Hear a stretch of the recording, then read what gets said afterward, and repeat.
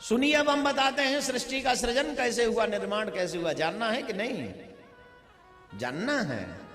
ये बच्चों को जानना जरूरी है। ये बंदरों को अपना पूर्वज समझ लेते हैं, ये बच्चों के लिए बहुत जरूरी है। ध्यान से सुनो।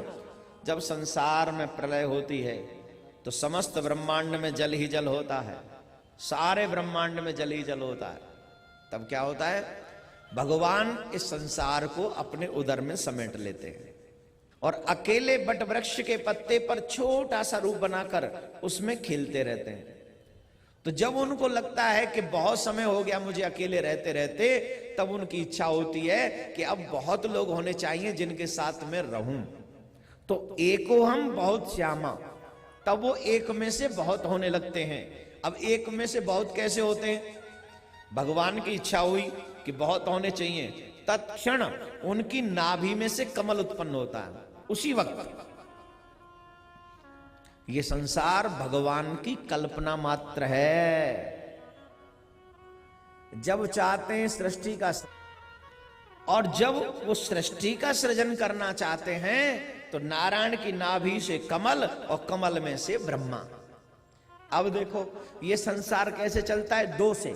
स्त्री पुरुष होने चाहिए, नर और मादा पशुओं में होने चाहिए, तब जाके सृष्टि का सृजन होता है। लेकिन आप अपने भगवान को क्या कहते हो? सृष्टि का निर्माण कैसे हुआ, सृष्टि क्रम देखिए। सबसे पहले भगवान नारायण ने अपनी नाभि से कमल को उत्पन्न किया। कमल में ब्रह्मा जी का प्राकट्य हुआ। ब्रह्मा जी ने मनु और शत्रुपा को जन्म दिया। मनु शत्रुपा की 3 बेटियां और 2 बेटे हुए, आकुति, देवहूति, प्रसूति, प्रियव्रत, उत्तानपाद। ये 5 संतानें मनु जी की हुई। इन्हीं 5 संतानों से सृष्टि क्रम बढ़ा और बना। इसी से बढ़ता गया, बनता गया। फिर उनकी संतान से उनकी संतान, मनु की संतान होने से हम सभी मनुष्य कहलाए। सृष्टि विषय प्रश्न किया है राजा परीक्षित जी ने कि किस प्रकार सृष्टि होती है। तो भगवान के नाभि कमल से ब्रह्मा बाबा की उत्पत्ति होती है और ब्रह्मा बाबा बहुत काल तक उस नाभि में प्रवेश करके पेट में, उदर में अपने पिता और अपनी जननी और जनक को ढूंढते रहते। कोई बालक जन्म ले तो सबसे पहले इधर उधर देखता है ना कि मेरे माता पिता कौन, मुझे जन्म देने वाला कौन। तो इस तरह से पूरे भगवान के उदर में प्रवेश कर गए ब्रह्मा जी। जब प्रकट हुए नाभि कमल से, नाभि में कमल नाल निकली और कमल खिल गया। कमल पे ब्रह्मा जी विराजमान हो गए, क्योंकि भगवान ने इच्छा की कि मैं एक से बहुत हो जाऊं। मैं सृष्टि प्रक्रिया तो सत्व, रज और तमस, इन तीनों तत्वों से भगवान ने सुंदर विराट स्वरूप धारण कर लिया। सूंघने की इच्छा हुई तो नासिका प्रकट हुई, सुनने की इच्छा हुई तो कर्णपुट प्रकट हो गए, देखने की इच्छा हुई तो नेत्र प्रकट हो गए, छूने की इच्छा हुई तो त्वचा प्रकट हो गई, हाथ पैर, रोम छिद्र, बाल, समस्त शरीर प्रकट हो गया। और उसके बाद नाभि कमल से ब्रह्मा बाबा की उत्पत्ति हुई। कहते हैं जब समस्त सृष्टि जलमग्न हो जाती है तो बहुत काल तक सिर्फ परमात्मा, सिर्फ ठाकुर जी, सिर्फ भगवान ही शेष बचते हैं। स्वर्णांड के रूप में बहुत विराट स्वरूप के में भगवान जलमग्न, इस धरती पर जलमग्न जल में शयन करते हैं और अपनी इच्छा से, निज इच्छा निर्मित तन, अपनी इच्छा से शरीर को धारण करते हैं। इसलिए उनको स्वाधिष्ठान, उनको स्वयं से उत्पन्न हुआ माना गया। उनको कोई प्रकट नहीं करता, वह स्वयं प्रकट होते हैं। नाभि कमल से ब्रह्मा बाबा ने देखा तो कुछ भी अपने माता पिता का पता चला नहीं। दूर दूर तक अंधेरा ही अंधेरा, क्योंकि उधर में जाकर ढूंढ रहे हैं, संपूर्ण जगत में ढूंढ रहे हैं। इधर उधर देखने के कारण ब्रह्मा बाबा के 4 मुख हो गए। फिर से आकर कमल पुष्प पर बैठ गए तो 2 शब्द प्रकट हुए, तप करो ब्रह्मा जी, ता और पा। तप करने लगे और तप करते करते, साधना करते करते भगवत प्राप्ति हुई। अर्थात जो भी जन्म लेगा उसे साधना करना पड़ेगा। भले ही भगवान ने जन्म दिया है, भगवान ने प्रकट किया है, पर भगवान को पाने के लिए ब्रह्मा जी को भी साधना करनी पड़ी, साधन करना पड़ा। तपस्या करके प्रभु प्रकट हुए। भगवान चतुर्भुज रूप में दर्शन देते, कहते हैं ब्रह्मा बाबा सृष्टि करो। तो कहा कैसे करूं? कहा मन में सोचो, मन मानसी सृष्टि करो। मन में विचार किया, मन में विचार हुआ तो सनक सनंदन सनातन सनत कुमार, ये 4 कुमार प्रकट हो जाते हैं। सबसे पहले ब्रह्मा बाबा ने जो बनाए वो बनाए सनत कुमार, और ये सनत कुमारों ने प्रण किया कि मैं अखंड ब्रह्मचर्य का पालन करूंगा और हम लोग सब भगवत भक्ति भगवत भजन करने चले जाएंगे। भगवत प्राप्ति के लिए साधन करने तपस्या करने चले गए सनत कुमार। सनत कुमारों को जब तपस्या करते जाता देखा ब्रह्मा जी ने कि ये तो सृष्टि को आगे नहीं बढ़ा रहे, सृष्टि में इनकी कोई रुचि नहीं है, तो क्रोध आया और उस क्रोध से नीले रंग का एक पुत्र, एक आकार प्रकट हुआ, उसका नाम रखा रुद्र। कहते जो क्रोध से प्रकट हो वो रुद्र, रोते ही जैसे प्रकट होते ही रोने लगा वो बालक, जिसके कारण उसका नाम रुद्र रख दिया और एकादश रुद्र प्रकट हो गए। कहते हैं भगवान शिव ही रुद्र है, भगवान की इच्छा से ही ब्रह्मा जी से रुद्र का, शिव जी का की उत्पत्ति होती है। शिव जी को ब्रह्मा जी ने कहा सृष्टि करो, तो शिव जी ने भूत पिशाच बैताल इन सब का सृजन किया, इन सब की सृष्टि की, और वो सब शिवलोक को प्राप्त हुए, शिव जी के गण कहलाए। उसके बाद बहुत सारे ऋषि मुनियों की सृष्टि की, सब तपस्या के लिए चले गए। अब जितनी भी मानसी सृष्टि की, कोई सृष्टि को आगे नहीं बढ़ा रहा है। अंडज पिंडज स्वेदज उद्भिज जरायुज, इतने प्रकार की सृष्टि होती है। अंडज पिंडज स्वेदज उद्भिज जरायुज, कहते पसीने से कुछ प्रकट होते हैं, कुछ घास फूस से प्रकट होते हैं। कितने सारे योनियां, 84 लाख योनियां हैं। ये कैसे प्रकट हुई? ब्रह्मा बाबा ने एक एक करके सबको बनाया। जब किसी ने सृष्टि नहीं की तो फिर सृष्टि को आगे नहीं बढ़ाया, तो ब्रह्मा बाबा को भगवान का आदेश हुआ कि अब आप शारीरिक सृष्टि, मैथुनी सृष्टि प्रकट करो। तो भावना की, तो बाईं भुजा से एक कन्या और दाहिनी भुजा से एक राजकुमार पुत्र की उत्पत्ति हुई। कन्या का नाम शत्रुपा और पुत्र का नाम क्या है? मनु। मनु और शत्रुपा का विवाह करा देते हैं। अब मनु शत्रुपा कहाँ निवास करें? मनु और शत्रुपा प्रथम सृष्टि, मैथुनी सृष्टि। मनु शत्रुपा जी ने कहा अब हम कहाँ निवास करें? बाकी तो सब तपस्या करने, कोई आकाश में, कोई पाताल में, कोई पहाड़ों पर चला गया, कोई कहीं चला गया, परंतु हम कहाँ जाएं? क्योंकि धरती को तो हिरण्याक्ष ने छुपा दिया है। हिरण्यकश्यप और हिरण्याक्ष, ये 2 पुत्र हैं दिति और कश्यप के। कहते हैं कश्यप जी जो मुनि है कश्यप, उनकी 2 पत्नियां हैं, एक अदिति और एक दिति। अदिति से सारे देवता और दिति से सारे राक्षस। क्यों? कहते संध्या काल में कुछ चीजें वर्जित होती हैं, भोजन करना, स्त्री संग, ये सब संध्या काल में वर्जित होता है। कोई भी कर्म क्या करना चाहिए? संध्या काल में भजन करना चाहिए, मन को शांति प्राप्त हो। गोधूली बेला, जब गाय लौट कर आती है तो जो गाय के चरणों से रज उड़ती है उसी को गोधूली बेला कहते हैं। पहले बहुत भारत की भूमि पर गाय थी, पर अभी गाय के हत्यारों ने गायों की संख्या कम कर दी है। भारत की भूमि में गाय को माँ कहा गया, पर सबसे ज़्यादा मांस का निर्यात भारत की भूमि से होता है। ये भारत का दुर्भाग्य है। भारत विश्व गुरु के पद पर तब तक आसीन नहीं हो सकेगा जब तक इस भारत की भूमि में गाय गौ माता चित्कार करती रहेगी। जब तक गोमांस और गो हत्या होती रहेगी तब तक भारत विश्व गुरु नहीं बन सकता, कितना भी प्रयत्न कर ले। हाँ, काफ़ी चीज़ें ठीक हो रही है, वर्षों की प्रतीक्षा पूर्ण होती दिखाई दे रही है। तो हम व्यासपीठ से आप सबको भी अपील करने को कहते हैं कि हमारी गौ माता जिसने हम सबको पोषित किया, मीठा दूध दिया, खाद दिया, अपनी हड्डियों को भी जो लोकहित में दे देती है, ऐसी गौ माता की हत्या भारत की भूमि में नहीं होनी चाहिए। ऐसा प्रयत्न, ऐसी मांग करनी चाहिए, ऐसी अपील करनी चाहिए।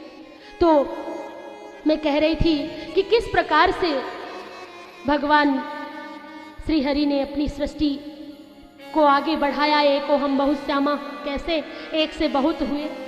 मनु शत्रुपा जी ने कहा मैं कहाँ रहूं? तो दिति जो है ये कश्यप की पत्नी है। दिति ने कश्यप मुनि को कहा कि मुनिवर मुझे संतान सुख चाहिए, संतान की प्राप्ति करनी है, मुझे संतान चाहिए। संध्या की बेला में जब दिन और रात्रि मिल रहे हैं, वैसे त्रिकाल संध्या होती है, सुबह और दिन, दिन और संध्या, और संध्या और रात्रि। जब दिन खत्म हो रहा है और संध्या आ रही है तो संध्या, जब पूरा दिवस समाप्त हो रहा है और रात्रि आ रही है तो संध्या, जब सुबह की बेला को क्या कहते हैं, उषा काल, वो भी संध्या है। पूरे दिन भर में 24 आवर में कितनी संध्या? 3 प्रकार की संध्या होती है। जो ब्राह्मण है, नैष्ठिक ब्रह्मचारी, वो त्रिकाल संध्या करते हैं, जिससे सूर्य जैसे तेजस्वी बलशाली। कुछ पाने के लिए कुछ खोना पड़ता है। बहुत लोग कहते हैं हम जप करते हैं, तप करते हैं, माला करते हैं, पर कोई फल नहीं मिलता। तो कहा कि जरूर मटके में छेद है, पानी खूब इकट्ठा करो और अगर मटके में छेद है, छिद्र है, सारा पानी बह जाएगा। आप खूब संध्या करते हो, उपासना करते हो, ध्यान करते हो, लेकिन जो नहीं करना चाहिए वो भी करते हो, इसलिए आपकी साधना का फल आपको नहीं मिलता। क्योंकि जो करणीय है और अकरणीय है, उन दोनों कर्मों की जानकारी होनी चाहिए। क्या करना चाहिए और क्या नहीं करना चाहिए। किसी को अपशब्द बोलना, किसी को वाणी से कष्ट पहुंचाना, किसी को कर्म से कष्ट पहुंचाना, किसी के बारे में मन में भी बुरा सोचना बुरा है। और सतयुग इत्यादि में तो मन का सोचा बुरा भी लगता था, परंतु कलयुग में मन का सोचा नहीं, जो बुरा सोचते हैं वो नहीं होता और जो अच्छा सोचते हैं उसका पुण्य मिलता है। मन में भी अगर सोच लिया कि कभी भगवान मेरे पास ऐसा हुआ तो मैं भी श्रीमद् भागवत कथा कराऊंगा, तो उसका लाभ मिलता है, उसका भी लाभ मिलता है, मन से सोचे हुए का भी। कहा कि भगवान की पावनी भक्ति, भगवान किस प्रकार से सृष्टि आगे बढ़े। दिति ने जब संतान प्राप्ति की इच्छा की, कश्यप मुनि ने मना किया, ये पूजन का समय है, प्रभु के आवाहन का समय है, पर दिति नहीं मानी। उस समय जो संतान गर्भस्थ शिशु जो हुआ वो महाविकराल राक्षस, ये कौन है? ये भगवान के ही द्वारपाल है, जय और विजय। द्वारपाल हरि के प्रिय दोऊ, जय और विजय नाम जान सबको। सनत कुमारों ने जब प्रभु के दर्शन करने की अभिलाषा से वैकुंठ धाम गए तो दोनों द्वारपालों ने मार्ग रोक दिया। जब रास्ता रोक दिया, सनत कुमारों की भ्रू भंगिमा, भ्रू टेढ़ी हो गई और उनके क्षण मात्र के क्रोध से इनको 3 जन्म तक राक्षस योनि प्राप्त होने का श्राप मिला। प्रभु ने कहा क्योंकि ये मेरे प्रिय द्वारपाल हैं, ब्राह्मण का श्राप कभी मिथ्या नहीं हो सकता, इसलिए मैं अब जब जब इनका जन्म होगा तो मैं इनके उद्धार के लिए आऊँगा। तो पहला जन्म इनका हिरण्याक्ष और हिरण्यकशिपु के रूप में हुआ, दूसरा रावण और कुंभकर्ण, तीसरा दंत्रवक्त्र और शिशुपाल के रूप में। ये 3 जन्मों तक लगातार राक्षस योनि में आए। और ये हमारे सदग्रंथों में लिखा हुआ है। अब आप जी को डिटेल से दिखाते हैं।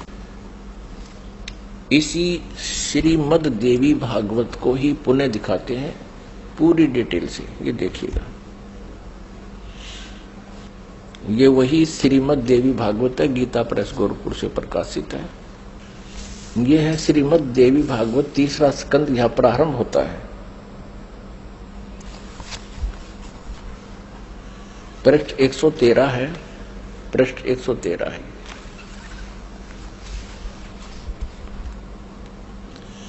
जन्मे जय ने पूछा, भगवान आपने अंबा यज्ञ अर्थात परम पवित्र नवरात्र व्रत के करके उसके द्वारा देवी के आराधन करने की आज्ञा दी है। अतः वे कौन देवी हैं, कैसे और कब प्रकट हुई, उनके पधारने का क्या उद्देश्य था है, तथा वे किन गुणों से विभूषित हैं।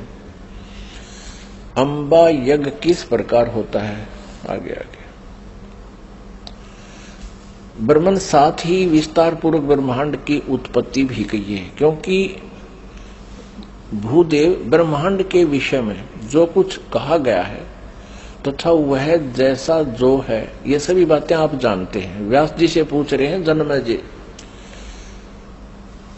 मैंने सुना है कि ब्रह्मा विष्णु और रुद्र ये 3 सगुण देवता हैं। कर्मशः सृष्टि पालन और संहार के कार्य का उत्तरदायित्व इन पर रहता है। पाराशर नंदन व्यास जी, अब मैं इनके संबंध में विस्तार पूर्वक सुनना चाहता हूं, आप बतलाने की कृपा करें। व्यास जी कहते हैं, राजन तुम्हारी बुद्धि बड़ी विशाल है। अभी तुमने जो पूछा कि ब्रह्मादि की उत्पत्ति, यानी ब्रह्मा विष्णु महेश, ब्रह्मादि माने ब्रह्मा विष्णु महेश की उत्पत्ति कैसे हुई, सो वह महान कठिन विषय है, उसमें अनेक प्रश्न उठ जाते हैं। यही प्रश्न पूर्व समय में मैंने नारद जी से किया था। व्यास जी कह रहे हैं कि मैंने नारद से पूछा था यही ज्ञान। मैंने कहा, मुने आप बुद्धिमान हैं, मुझे यह बताने की कृपा कीजिए कि इस विस्तृत ब्रह्मांड के प्रधान कर्ता कौन है। मुनिवर, यह ब्रह्मांड कहां से उत्पन्न हो गया। द्विजवर, साथ ही यह भी बताइए कि यह ब्रह्मांड विनाशशील है अथवा सदा रहने वाला है। इसकी रचना ये 114 पृष्ठ पे है, तीसरा स्कंध। करने वाला कोई एक है अथवा बहुत से इसके रचयिता है। कर्ता के अभाव में कार्य का होना असंभव है। यह प्रश्न मेरे मन में उठा करता है।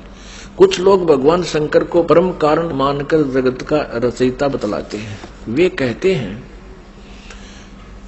कि देवादिदेव भगवान शंकर अविनाशी पुरुष हैं, उनका कभी जन्म और मरण नहीं होता, वे आत्मा मर्मण करने वाले हैं, देवताओं पर भी उनका शासन बना रहता है। दूसरे कई लोग भगवान विष्णु की प्रशंसा किया करते हैं। वे शक्तिशाली पुरुष, अव्यक्त, अखिल ऐश्वर्य के संपन्न परब्रह्म परमात्मा है। कुछ दूसरे लोग ब्रह्मा जी को सृष्टि का प्रधान कारण बताते हैं। कितने ही आचार्य भवानी को संपूर्ण मनोरथ पूर्ण करने वाली बतलाते हैं। वे आदिमाया महाशक्ति एवं परम पुरुष के साथ रहकर कार्य संपादन करने वाली प्रकृति है। ब्रह्म के साथ उनका अभेद संबंध है। ब्रह्म ये काल है, क्षर पुरुष, और अभेद संबंध यानी पति पत्नी का संबंध है। वे सृष्टि, सतिथि और संहार कार्य में संलग्न रहती हैं। संपूर्ण प्राणियों एवं देवताओं की भी वे जननी है, उनका कभी जन्म मरण नहीं होता है। वैष्णवी, सांभवी, ब्राह्मी, वासवी, वारुणी, वाराही, नारसिंही और तथा अद्भुत महालक्ष्मी नाम से विख्यात है। 115 पृष्ठ पे। कितने श्रेष्ठ मुनि कहते हैं कि जो निरंजन, निराकार, निर्लेप, निर्गुण, अरूप एवं व्यापक ब्रह्म है, उन्हीं से जगत की सृष्टि हुई है। कहीं कहीं वेद और उपनिषद में भी वे ही ब्रह्म तेजो में बतलाए गए हैं और प्रधान पुरुष है। हजारों मस्तकों, आंखों, कानों, हाथों, मुखों, चरणों से वे संपन्न आकाश। ये आगे देखो। अब व्यास जी पूछ रहे थे नारद जी तक, मैंने ऐसा सुना है कोई कुछ बता रहा है, कोई कुछ बता रहा है, कोई शंकर को रचयिता, कोई विष्णु जी को रचयिता बताते। अब नारद जी कहते हैं, व्यास जी, प्राचीन समय की बात है, यही संदेह मेरे हृदय में भी उत्पन्न हो गया था।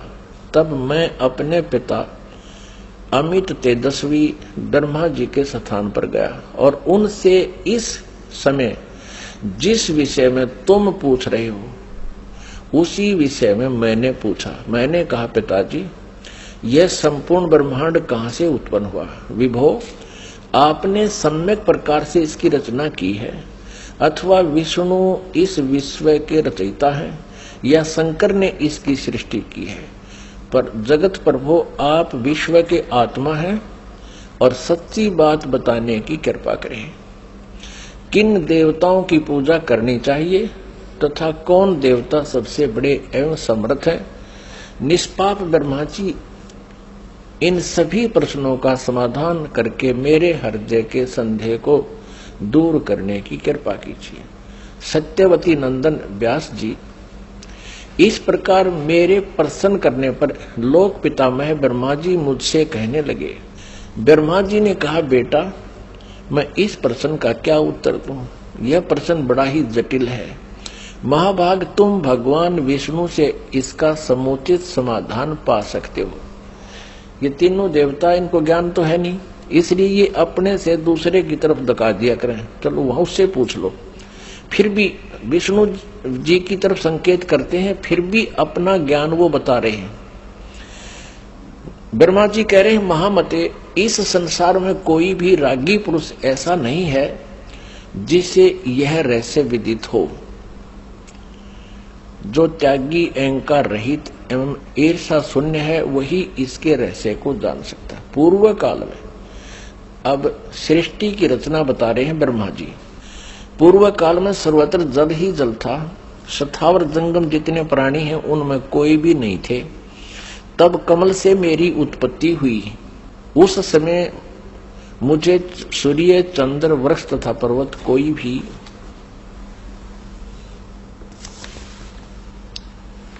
116 पृष्ठ में 3रा स्कंध देवी भागवत का दिखाई नहीं पड़े। मैं कमल की कणिका पर बैठकर विचार करने लगा, इस अगाध जल में मैं कैसे उत्पन्न हो गया, कौन मेरा रक्षक है तथा इस प्रलय काल में सृष्टि एवं संहार करने वाले कौन विशिष्ट पुरुष है।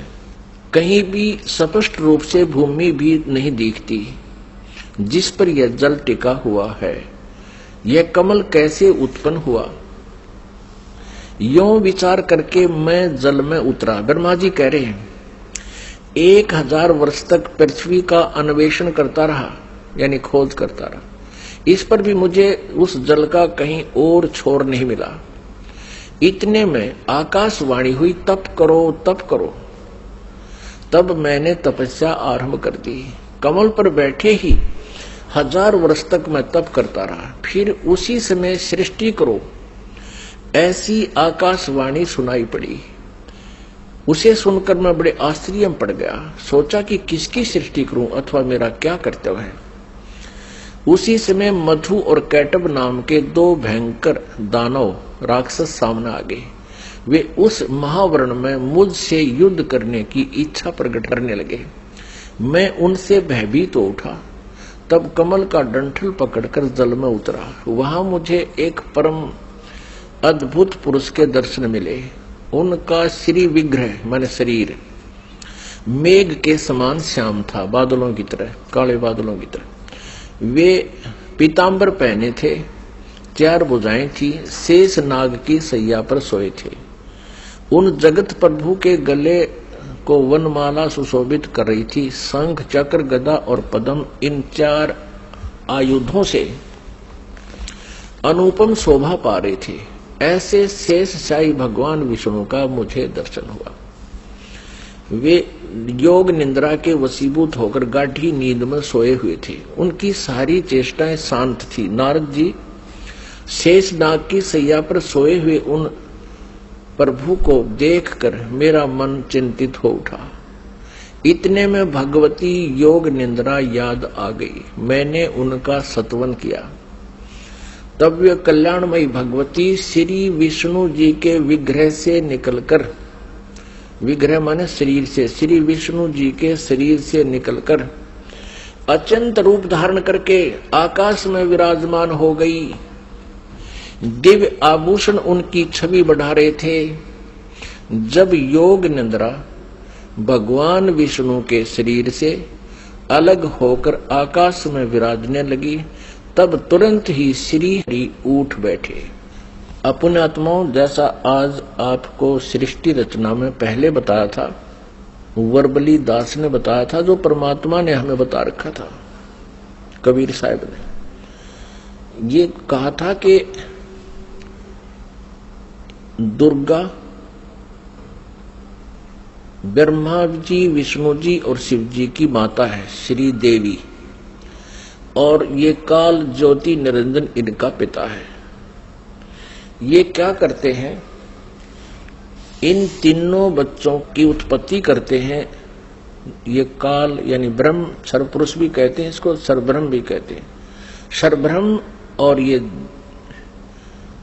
दुर्गा जी, इन दोनों के पति पत्नी व्यवहार से श्री ब्रह्मा जी, श्री विष्णु जी, श्री शिव जी की उत्पत्ति होती है, जन्म होता है। और ये क्या करते हैं, इनको बाल्यावस्था से ही कोमा में कर देते, अचेत कर देते और उनकी परवरिश जारी करते हैं। जब ये युवा होते हैं तो इनको सचेत कर देते। अब ये दुर्गा अन्य रूप धारण करके प्रेतवत, प्रेतनी की तरह विष्णु जी के शरीर में प्रवेश करके इनको बेहोश किए हुए थी। ऐसे ही ब्रह्मा जी को ये कमल के फूल पर रख दिया और तब तक ये अचेत था, कोमा में डाल रखा था। ये खुद कहता मुझे पता नहीं मैं कमल के फूल पर कहां से उत्पन्न हो गया, मेरा कौन जनक है। अब नीचे उतरा तो देखा विष्णु जी बेहोश पड़े थे वो, और उसमें से जब वो दुर्गा निकल गई बाहर आई तो सचेत हो गए। अब इस प्रकार इन सभी को इस काल भगवान ने अपने सुनियोजित षड्यंत्र के तहत भ्रमित कर रखा, किसी को यथार्थ ज्ञान नहीं बता रखा। अब यहां आप आगे देखिएगा, अब क्या होता है कि तीसरे स्थान पर भगवान शंकर को भी बेहोश कर रखा था, फिर उसको सचेत कर दिया, फिर तीनों को इकट्ठा कर दिया प्रेरणा करके, तीनों इकट्ठे हो गए। अब देखना श्रीमद् संक्षिप्त देवी भागवत और तीसरा स्कंद, और हम यहां पढ़ रहे थे। तब वे कल्याणमयी भगवती श्री विष्णु के विग्रह से निकलकर अत्यंत रूप धारण करके आकाश में विराजमान हो गई। दिव्य आभूषण उनकी छवि बढ़ा रहे थे। जब योग निंद्रा भगवान विष्णु के शरीर से अलग होकर आकाश में विराजने लगी, तब तुरंत ही श्री हरि उठ बैठे। उन्होंने मधु और कैटब के साथ 5000 वर्ष तक बड़ी घमासान लड़ाई की। तब वे दैत्य मरे। पहले देवी के कटाक्ष से मधुर और कैटब मोहित हो गए थे। उसके बाद भगवान विष्णु ने गोद में लेटाकर उन्हें वहीं प्राणों से रहित कर दिया। अब वहां मैं और भगवान विष्णु दो थे, वहीं रुद्र भी प्रकट हो गए। हम तीनों को भगवती आद्या शक्ति के दर्शन हुए, दुर्गा के। उन्हें देखकर मनमुग्ध हो गया। हमने उनकी उत्तम स्तुति की। तब वे आदि शक्ति हम लोगों से कहने लगी। देवी ने कहा, ब्रह्मा विष्णु और महेश्वर, तुम भली भांति सावधान होकर अपने अपने कार्य में संलग्न हो जाओ। सृष्टि, स्थिति और संहार ये तुम्हारे कार्य हैं। ब्रह्मा जी कहते हैं भगवती आद्या शक्ति की, हम 117 पृष्ठ पर पढ़ रहे हैं, तीसरा स्कंद। वह वाणी बड़ी मधुर थी, सुंदर एवं सुखप्रद थी। हमने वह स्पष्ट सुनी। हम लोगों ने उनसे कहा, माता, हम किस प्रकार इन प्रजाओं के सर्जन आदि कार्य करने में सफल हों? विस्तृत भूमि का अभाव है, सभी स्थान जलमग्न है। हमारी बात सुनकर उन कल्याण स्वरूपणी भगवती का मुखमंडल मुस्कान से भर गया। इतने में एक सुंदर विमान आकाश से उतरा। तब उन देवी ने हमें आज्ञा दी, देवताओं, निर्भीक होकर इच्छा पूर्वक इस विमान में प्रवेश कर जाओ। ब्रह्मा, विष्णु और रुद्र, आज मैं तुम्हें एक अद्भुत दृश्य दिखलाती हूँ। हमने भगवती की बात सुनकर उसे सिरोधार्य कर लिया। उस रत्न जटित विमान पर चढ़कर हम लोग आराम से बैठ गए। हम तीनों देवताओं को उस पर बैठे देखकर देवी ने अपने सामर्थ्य से विमान को आकाश में उड़ा दिया। ब्रह्मा जी कहते हैं, मन के समान तीव्र गति से चलने वाला वह विमान जिस अपरिचित स्थान पर गया, वहां संपूर्ण फलों से लदे हुए अनेक सुंदर वृक्ष थे। आगे एक अत्यंत सुंदर नगर दिखाई पड़ा। अद्भुत चार दीवारी उस नगर की छवि बढ़ा रही थी। उसमें बहुत से ऊंचे ऊंचे महल थे। उचित स्थान पर यज्ञशालाएं बनी थी। क्षण भर के बाद वह एक दूसरे सुंदर प्रदेश में जा पहुंचा। वहां हमने देखा अनुपम नंदन वन था। पारिजात की संगन छाया के नीचे सुरभि गो बैठी थी। आप पास में ही ऐरावत हाथी विराजमान था। सैकड़ों अप्सराएं, यक्ष, गंधर्व और विद्याधर उस पराजित के उपवन में गाते एवं विहार करते थे। देखा तो वही महाभाग इंद्र भी थे। उनके समीप उनकी प्राण प्रिया सची विद्यमान थी। उस स्वर्ग के दृश्य को देखकर हम 118 पृष्ठ में आश्चर्यचकित हो गए। आगे देखना। इतने में हमारा विमान तेजी से चल पड़ा और वह दिव्य धाम ब्रह्मलोक में जा पहुंचा। संपूर्ण देवता उस नगर के सामने मस्तक झुकाया करते थे। वहां एक दूसरे ब्रह्मा विराजमान थे। उन्हें देखकर भगवान शंकर और विष्णु को बड़ा आश्चर्य हुआ। सभा लगी थी।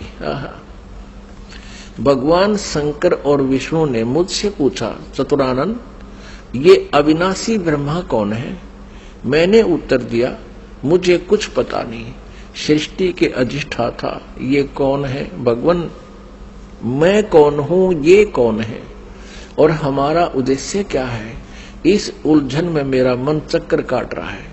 इतने में मन के समान तीव्रगामी वह विमान तुरंत वहां से चल पड़ा और कैलाश के सुर में शिखर पर जा पहुंचा। आगे देखा, वहां विमान के पहुंचते ही एक भव्य भवन से त्रिनेत्रधारी भगवान शंकर निकले।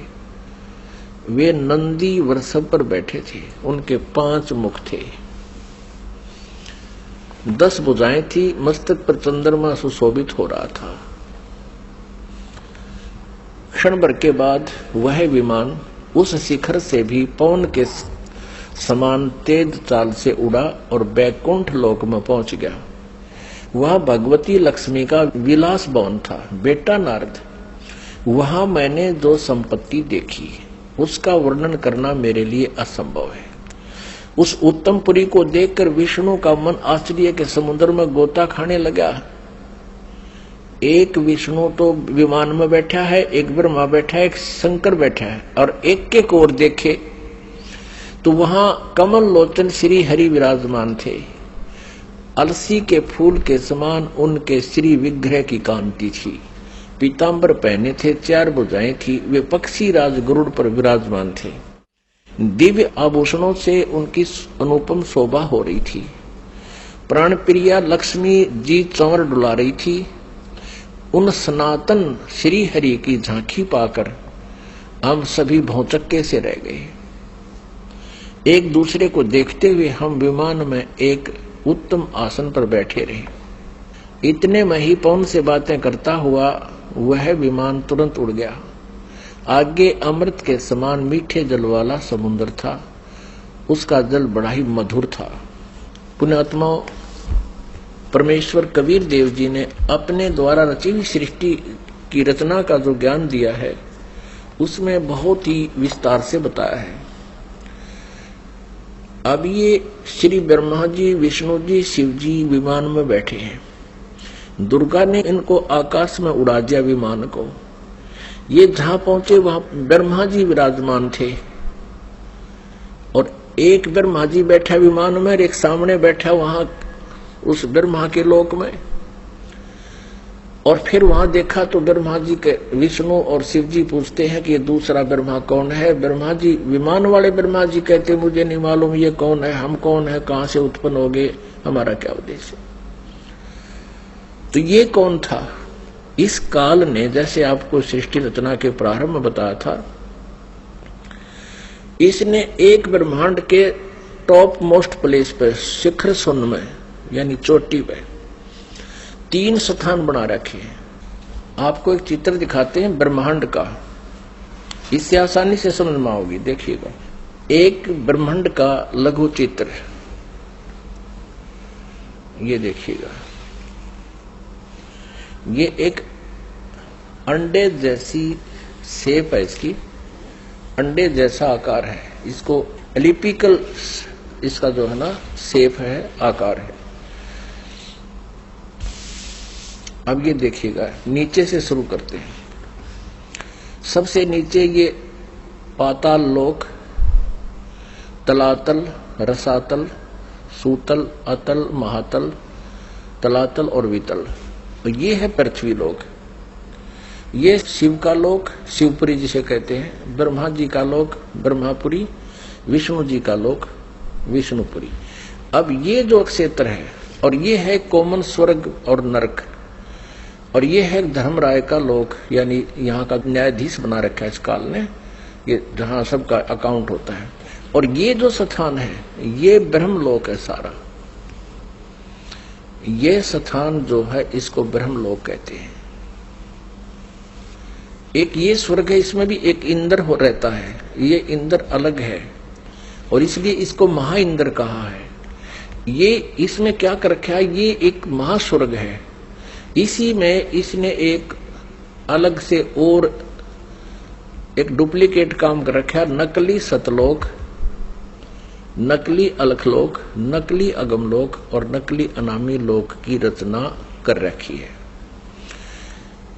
इधर ये 88,000 खेड़े हैं, इधर ये सप्तपुरी है और इस सारे इस ब्रह्मलोक के ऊपर, ये ब्रह्मलोक है, इस ब्रह्मलोक के ऊपर इसने यहां 3 गुप्त स्थान बना रखे हैं। आपको बताया था कि एक ये रजोगुण प्रधान क्षेत्र है, इसमें ये काल सरपुरुष स्वयं ब्रह्मा रूप धारण करके रहता है और साथ में अपनी पत्नी दुर्गा को सावित्री रूप में रखता है। ये वहां यहां से अंतर्ध्यान हुआ, इनके विमान से पहले ये यहां पहुंच गया। एक ये तमोगुण प्रधान क्षेत्र है, इसमें ये स्वयं महाविष्णु महाशिव रूप में रहता है और दुर्गा को अपने यानी उमा रूप में रखता है। और फिर ये एक सतोगुण प्रधान क्षेत्र है, आगे फिर ये स्वयं ही विष्णु रूप धारण करके वहां विराजमान हो जाता है और दुर्गा को महालक्ष्मी रूप में रखता है। अब जब इनका विमान वहां पहुंचा इस रास्ते से, पहले इन्होंने देखा यहां इंद्र का लोक देखा, ये पहले बड़े बड़े वृक्ष और अन्य लोक देखे, फिर यहां से यहां प्रवेश हुआ, इससे आगे नहीं जा सकते। ये इनका विमान महा इंद्र को देखकर वापस यहां से आया, फिर इस रास्ते से ऊपर गया। आगे जाके इन्होंने क्या देखा, सबसे पहले ब्रह्मा का ये काल बैठा था सरपुरुष ब्रह्मा रूप में, और फिर वहां से ये इनका विमान यहां आ गया। इस वहां इन्होंने एक शंकर जी और देखा, ये काल था, स्वयं सरपुरुष ने अपना अलग से वहां 3 रूप धारण किए और फिर ये विष्णु लोक में आ गए। वहां एक विष्णु और था और लक्ष्मी जी बैठी थी। यह दुर्गा इस विष्णु रूपी काल के ऊपर, सरपुरुष के ऊपर चमर कर रही थी। यहां से फिर इनका विमान यहां आया, इस मीठे जल के समुद्र में। यहां दुर्गा का एक लोक अलग से है। अब आगे पढ़ते, यहां तक हम पढ़ते हुए आ चुके हैं श्री देवी पुराण को। अब हम यहां आएंगे इस मीठे जल में, इस मीठे जल के समुद्र में पहुंच गए। अब यहां आते हैं पुण्यात्माओं, आज हमारे सदग्रंथ जो प्रमाणित कर रहे हैं, ये ज्ञान परमेश्वर कबीर जी ने 600 वर्ष पहले अपनी सच्चिदानंद घन ब्रह्म की वाणी में, कबीर वाणी में लिपिबद्ध करवा रखा है, आज से 600 वर्ष पहले।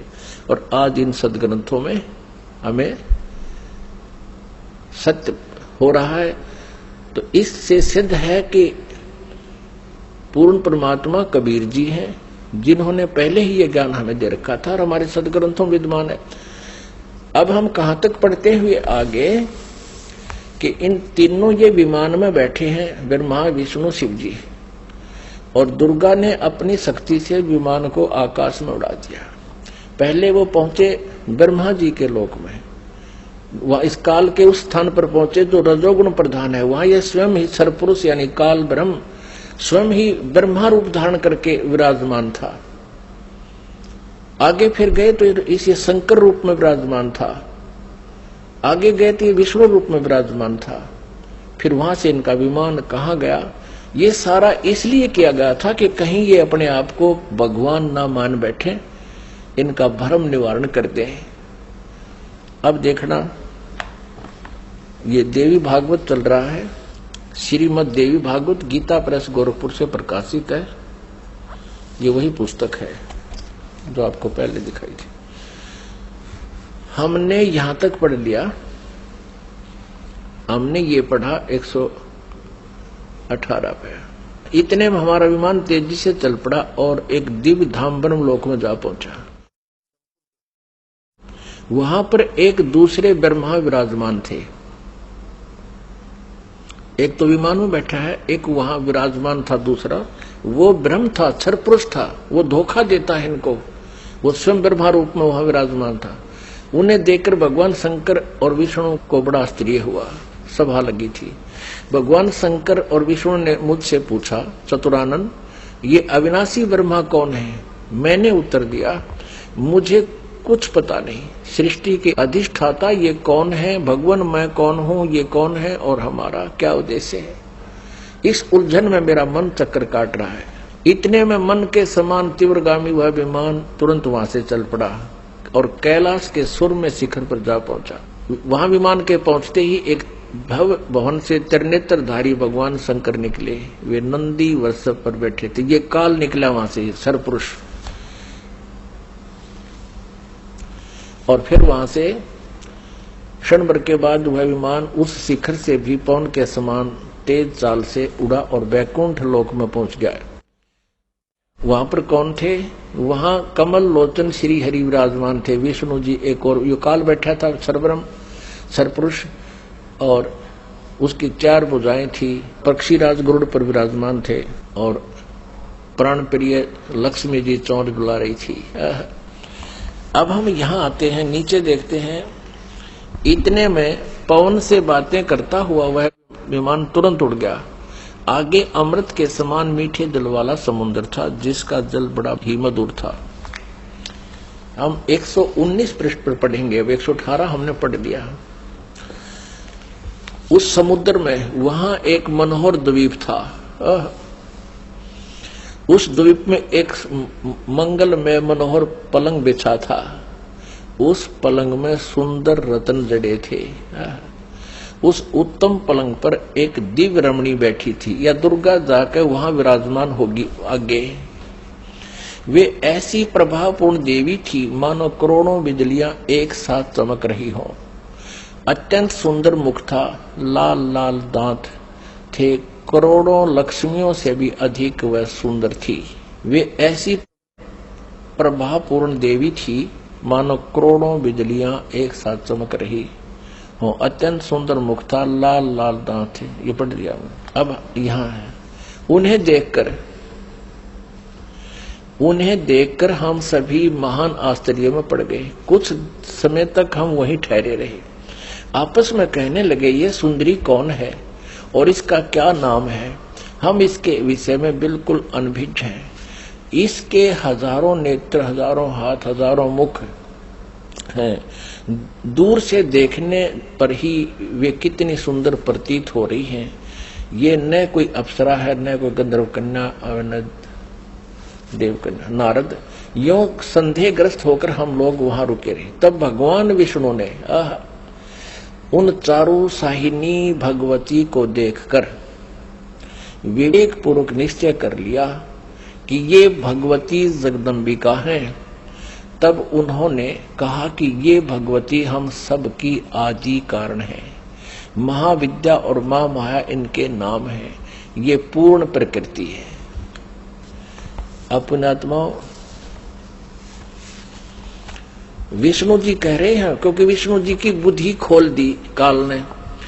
अब हम 120 पृष्ठ पर पढ़ेंगे। संक्षिप्त देवी भागवत गीता प्रेस गोरखपुर से प्रकाशित है। ये वे ही दिवांगना है।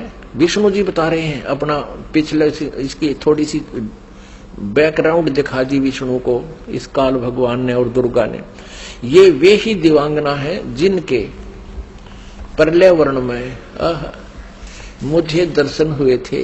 उस समय मैं बालक रूप में था। मुझे पालने पर ये झुला रही थी। विष्णु जी के जन्म का प्रत्यक्ष प्रमाण। छोटा सा बालक था विष्णु जी। वट वृक्ष के पत्थर पर एक सुदृढ़ सैया बिछी थी। उस पर लेटकर मैं पैर के अंगूठे को अपने कमल जैसे मुख में लेकर चूस रहा था। कहते प्रलय वर्ण में मुझे दर्शन हुए थे इस देवी के। उस समय में बालक रूप में था, छोटा सा बच्चा था। ये मुझे झुला रही थी, मैं अंगूठे चूस रहा था पैरों के। इन्हें देखकर मुझे पहले की बात याद आ गई। ये हम सब की जननी है। अब 121 पृष्ठ पे अब विष्णु जी ही बता रहे हैं। भगवान विष्णु बोले, प्रकृति देवी को नमस्कार है, भगवती विधात्री को निरंतर नमस्कार है। ये स्तुति करते हुए भगवान आ रहे हैं विष्णु जी। यहां देखिएगा 123 पृष्ठ पे जो प्रारंभ में पढ़ा था, अब वहीं फिर आगे हम भगवान विष्णु स्तुति कर रहे हैं अपनी दुर्गा माता की। तुम शुद्ध स्वरूपा हो, यह सारा संसार तुम इसे उद्भासित हो रहा है। मैं ब्रह्मा और शंकर हम सभी तुम्हारी कृपा से विद्यमान हैं। हमारा आविर्भाव यानी जन्म और तिरोभाव माने मृत्यु हुआ करता है।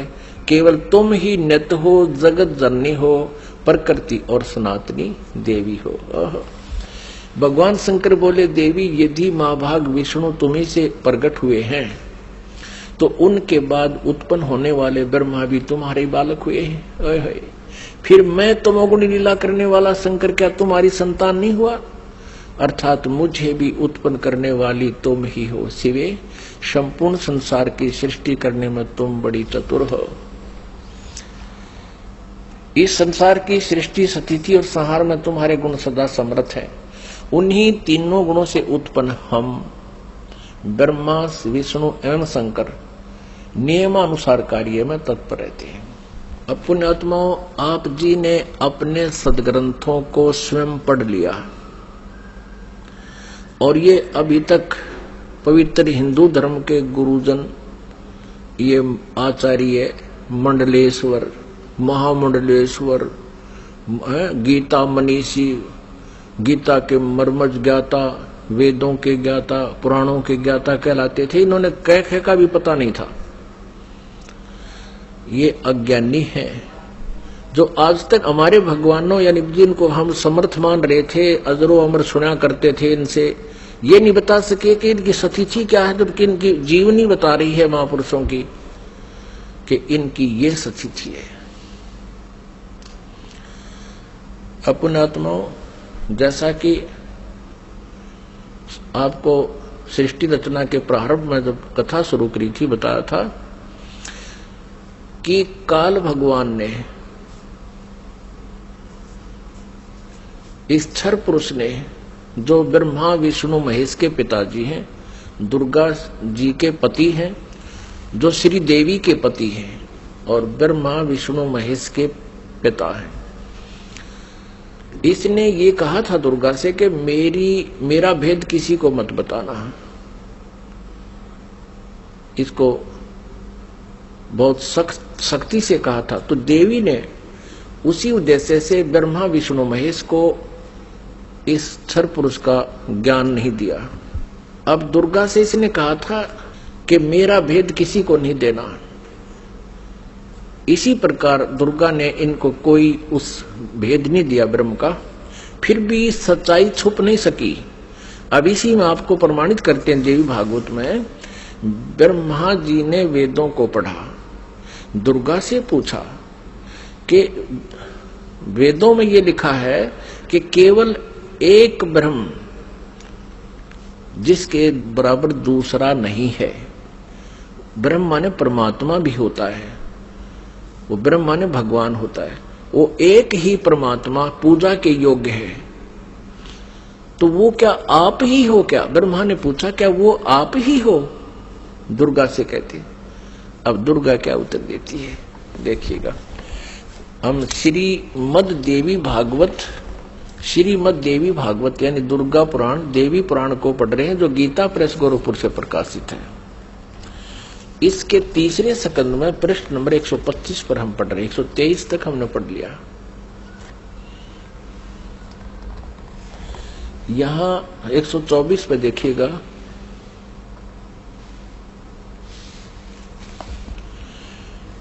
ब्रह्मा जी कहते हैं, अद्भुत तेजस्वी भगवान शंकर के यों स्तुति करने पर भगवती जगदम्बिका ने अपने बात बताई। अब यहां ब्रह्मा जी पूछ रहे हैं, ब्रह्मा जी का प्रकरण चल रहा है। ये 125 पृष्ठ पे हम पढ़ रहे हैं तीसरे स्कंद में। इस मूर्त और अमूर्त जगत का आधार तुमसे पूर्व कोई भी दूसरा पुरुष नहीं था, कोई तीसरा भी नहीं है। एकम एवं द्वितीयम ब्रह्म, इस वेद के वचन को व्यर्थ कहना तो बनता नहीं। अब दुर्गा इनको कहा करती, मैं ही सब कुछ हूं, मैं ही तुम्हारा पिता हूं, मैं तुम्हारी माता हूं। तो अब ब्रह्मा जी ने वेदों को पढ़ा तो इसने कहा कि वेद के वचन को हम झूठा भी नहीं कह सकते, और इधर अनुभव दूसरी बात कहता है। इस प्रकार वेद वाक्यों और अनुभव में अत्यंत विरोध उत्पन्न हो रहा है। वेद कहते हैं एकम एव अद्वितीयम ब्रह्म है, तो क्या वह है आत्म स्वरूपा तुम ही हो अथवा वह कोई और पुरुष है? मेरे इस संदेह को दूर करने की कृपा करो। किसी महान पुण्य के प्रभाव से ही मुझे तुम्हारे चरणों की सेवा सुलभ हुई है। तुम स्त्री हो अथवा पुरुष, यह रहस्य भी मुझे विषाद रूप से कृपा करके बतलाओ। अध्याय 4-5 यहाँ पूरा होगा, तीसरे सकंद का अब छठा अध्याय शुरू होता है। ब्रह्मा जी कहते हैं, इस प्रकार मैंने जब भगवती जगदम्बिका से विनय पूर्वक पूछा, तब वे मधुर वाणी में मुझसे कहने लगी। देवी ने कहा, मैं और ब्रह्म एक ही हैं। अब हो गए ना दो, सच्चाई छुप नहीं सकती, एक ही है। मुझ में और इन ब्रह्म में कभी किंचित मात्र भी भेद नहीं है। जो वे हैं वही मैं हूं, और जो मैं हूं वही वे हैं। बुद्धि के भ्रम से भेद प्रतीत हो रहा है। हम लोगों के सूक्ष्म भेद को जो जानता है, इसे सीधा दो तो है ही, ये जानता है वही। अब 125 पृष्ठ हमने पढ़ा, अब 126 पढ़ेंगे। वही बुद्धिमान पुरुष है, वो तत्वदर्शी संत है जो हमारी भिन्न भिन्नता को समझता है। उसके संसार मार्ग से मुक्त होने में कुछ भी संदेह नहीं है। ब्रह्म एक ही है। आगे देखो, मैं शक्ति रूप धारण करके पराक्रम करती हूँ। गौरी, ब्राह्मी, रौद्री, वाराही, वैष्णवी, शिवा, वारुणी, कौबेरी, नारसिंही और वासवी सभी मेरे रूप हैं। विभिन्न कार्यों के उपस्थित होने पर उन देवियों के भीतर अपनी शक्ति स्थापित करके मैं सारी व्यवस्था करती हूँ। हाँ, उस देवी को निमित्त बना लेना मेरा स्वभाव है। अब आगे देखना, अपने आत्माओं, आप पढ़ रहे हो अपने सदग्रंथों को स्वयं। आप जी ने तीसरे सकंद में और प्रश्न नंबर 125 पे पढ़ा। ब्रह्मा जी कहते हैं कि मैंने जब दुर्गा जी से ये पूछा, माता से, जगदम्बिका से, कि वेदों में लिखा है कि एकम एव अद्वितीयम ब्रह्म, अद्वितीयम जिसके बराबर दूसरा कोई नहीं हो, वो ब्रह्म ही सब कुछ है। उधर से उपनिषद और आप जो कह रहे हो कि मैं ही सब कुछ हूं, मैं ही सृष्टि रचना करने वाली हूं, मेरे अतिरिक्त कोई नहीं है, तो इन वेद के वाक्य को झूठा भी नहीं कहा जा सकता। अनुभव हमारा बताता है कि परमात्मा निराकार है और वेद बताते हैं कि वो साकार है, तो हमारे अनुभव में और यथार्थता में बहुत विरोध है। तो क्या वो ब्रह्म आप ही हो या कोई और है? ब्रह्मा जी ने पूछा। अब दुर्गा पहले तो बहकाती है उनको कि उस ब्रह्म में और मेरे में कोई अंतर नहीं है, मैं ही वही हूं, वो मैं ही हूं। हम दोनों का सूक्ष्म भेद जो जानता है वो परम पुरुष है, विद्वान पुरुष है, तत्वदर्शी है। आगे फिर देखना 129 पृष्ठ पे है, बिल्कुल स्पष्ट हो जाता है। देखिएगा, हम तीसरा स्कंद पढ़ रहे हैं, संक्षिप्त देवी भागवत का, पृष्ठ नंबर 129 पर। यहां देखिएगा, यो सृष्टि कर्म मैंने संक्षेप में तुम्हें बतला दिया। यह देवी कह रही है, दुर्गा बता रही है। यहां देवी का प्रवचन चल रहा है। देवी ने कहा, ये देवी बता रही है। यो 129 पृष्ठ पे, यो सृष्टि कर्म मैंने संक्षेप में तुम्हें बतला दिया। महानुभाव देवताओं, ब्रह्मा विष्णु और शिव को दुर्गा कह रही है। अब मेरा कार्य सिद्ध करने के लिए विमान पर बैठकर तुम लोग शीघ्र पधारो जाओ। कोई कठिन कार्य उपस्थित होने पर जब तुम मुझे समन करोगे तब मैं सामने आ जाऊंगी। देवताओं, मेरा और सनातन परमात्मा का ध्यान तुम्हें सदा करते रहना चाहिए। अब यहां ये दो हो गए। तब तो कह रही थी मैं ही सब कुछ हूं, और अब ये कह रही है दो, मेरा और ये दुर्गा ब्रह्म को ही सनातन परमात्मा बता रही है। हम दोनों का आगे दो, हम दोनों का समन करते रहोगे तो तुम्हारे कार्य सिद्ध होने में किंचित मात्र भी संदेह नहीं रहेगा। ब्रह्मा जी कहते हैं, इस प्रकार कहकर भगवती जगदम्बिका ने हमें विदा कर दिया। उन्होंने शुद्ध चरित्र वाली शक्तियों में से भगवान विष्णु के लिए लक्ष्मी को, शंकर के लिए महाकाली को और मेरे लिए महासरस्वती को पत्नी बनने की आज्ञा दे दी।